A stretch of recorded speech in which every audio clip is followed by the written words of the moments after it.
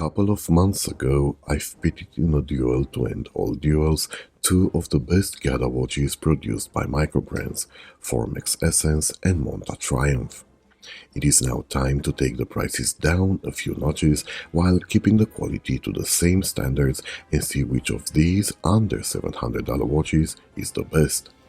Meet Astor & Banks Fortitude, Traska Commuter, and Tuseno Windseeker. As my focus is on being as objective as possible, I will not invent criteria that would help one of the duelists, but I will use the same format I do when reviewing a watch, judging these three on design, fit and finish, components, wearability and versatility, and brand, and each of these categories will have a winner that will score 2 points, while the runner-up will get 1. As judging this round is the most impacted by subjective preferences, I've had the hardest time picking up the winner, especially when we're talking about watches that are so similar in concept, yet so different in approach. Starting with the Fortitude, its focus is clearly on a modern take, meant to enhance legibility. Of the three watches, its style is the most modern, which paradoxically clashes with the most bland of the cases on display today. This duality is further emphasized when looking at a bracelet whose beautiful taper ends in the most pedestrian of clasps. The exact opposite is what Traska brings to the table. A modern micro-adjustable on-the-fly clasp ties together the safest of the three bracelets, an oyster-style construction that brings little originality to this battle.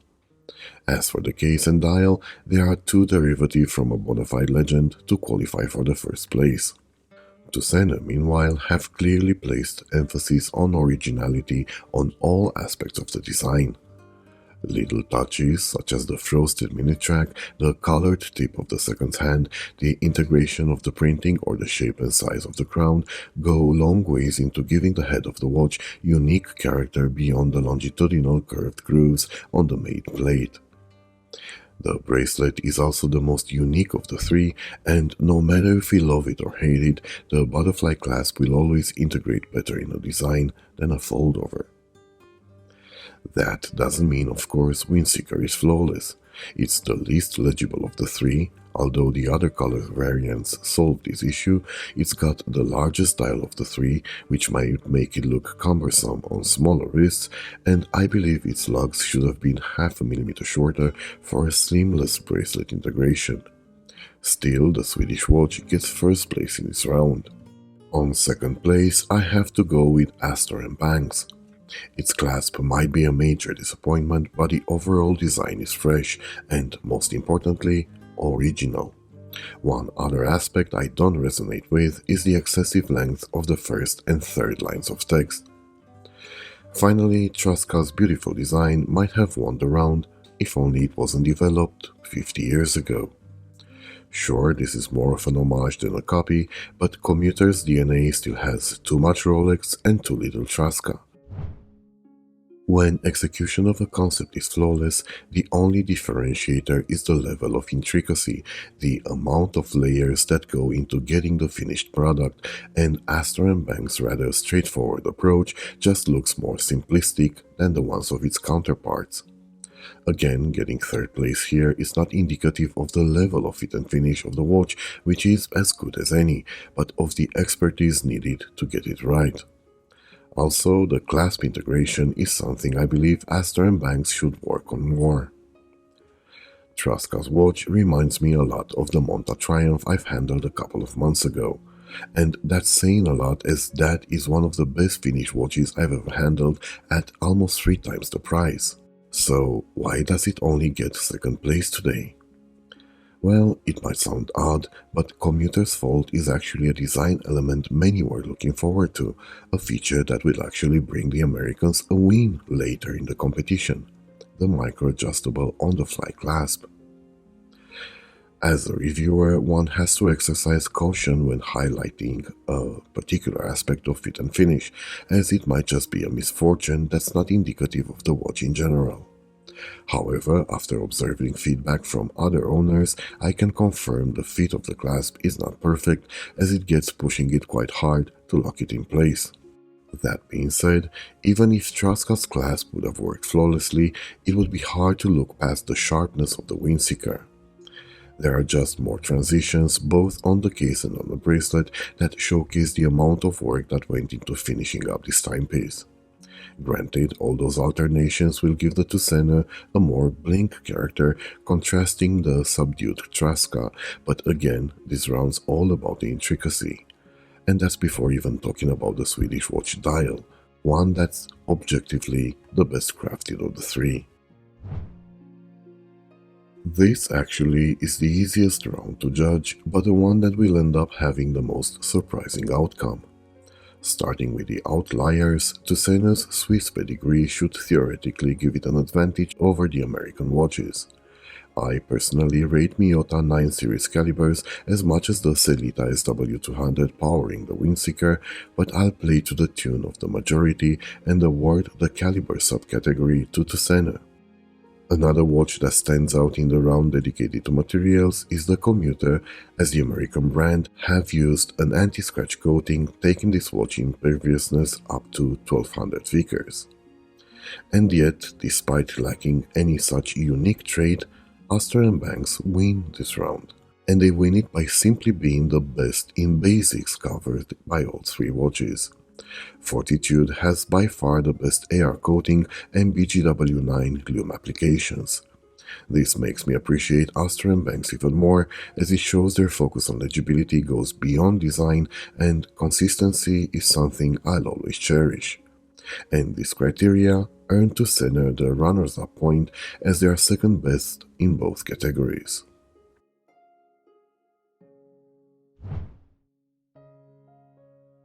This is where their exemplary focus comes back to hurt Astor and Banks. Fortitude is too devoted to legibility to make it versatile enough to be worn in any circumstance. The navy blue version could have been Astor and Banks' answer, but unfortunately it's sold out at the moment of recording. Fortitude also seems to wear the smallest of the three watches, so people with a wrist circumference larger than mine 19 cm might look away. Windseeker, on the other hand, is the exact opposite, as their big dial case ratio means they will wear larger than the 39mm diameter of their case. I will not insist too much on legibility, as this silver dialed variant seems to be the hardest to read of all 5 colorways, but I have to address the elephant in the room, the butterfly clasp. It actually works quite well. The provided halflings all but guarantee getting a perfect fit, but the lack of any type of micro adjustment will undoubtedly and correctly be judged as a shortcoming. That being said, the winner of this round is Traska Commuter. A design won't stick around for 50 years without clear reasons, and Traska's derivativeness is their ally in this round. This one's as close to the definition of the GADA watch as they come, and features like the anti-scratch coating and especially the on-the-fly micro-adjustment clasp are user-centric features that ensure the owner of a Commuter will enjoy their perfect watch for a long time. Furthermore, offering the watch in 3 different sizes ensures the type of versatility very few brands manage to offer, the versatility that transcends sex. When judging a brand as a whole, there are multiple criteria to take into account, and despite being neck and neck with Tuseno for notoriety and customer support and satisfaction, Traska wins this round on account of its superior roster. Variety and availability are key to understanding Traska's position of eventually moving from the side project tier to a sustainable business. Tuseno, on the other hand, are a very interesting proposition, as their approach seems to be geared towards expressing creativity to the detriment of volume. To summarize, Traska seem to take more financial risks with less adventurous designs, while Tuseno are more conservative in their financial approach to exploit their more original takes. Finally, Astor and Banks don't seem yet to get the recognition they deserve, but that could and should change in a couple of months once they launch the updated version of their Sea Ranger diver. I said update, but truth is, this watch has nothing in common with their debut piece. To conclude the video, I'll start by saying each of these three watches is a great example of the quality microbrands are capable of and should get more recognition for. In no objective world, the likes of Seiko, Citizen, Tissot or Hamilton would offer the bang for buck these three microbrands do. On third place, with 3 points and a win in the round dedicated to materials, Astor and Banks showcase the pros and cons of a focused design. Fortitude's the tool watch of this trio, the timepiece that will get appreciation from people that like originality and coherence more than versatility and panache. At the same time, for those precise reasons, it's the watch that will be the least appealing to casual watch buyers, but one that will get appreciation from seasoned collectors. On second place, winners of 5 points and of the brand and wearability rounds, Traska make a case against insufficiently planned improvement. As the on-the-fly micro-adjustment class improved on Commuter's wearability, but its lack of precision led to Traska losing the fit and finish round to Tuseno. In the end, though, Traska have lost this duel primarily because of its derivative safe design.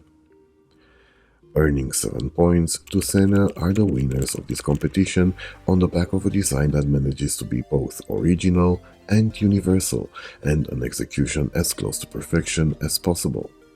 But that's only one side of the story. Looking back to the 5 rounds, one thing stands out immediately.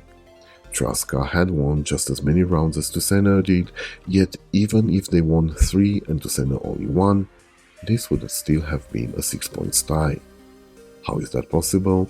Well, the Swedish brand had consistently won points in each of the 5 rounds, proving it's the best all-rounder.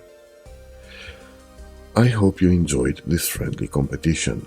I know some of you will contest its result, and that is absolutely fine. Truth is, no matter your choice, each of these 3 GADA watches would be a worthy addition to your collection, and at under $700, you'd be hard-pressed to find better options amongst the mainstream brands. You can also check my review of Commuter's 36mm variant here, or you can click here for my review of Tuseno's shellback. Like, comment, subscribe, give me a chance to find the watch you want. See you soon.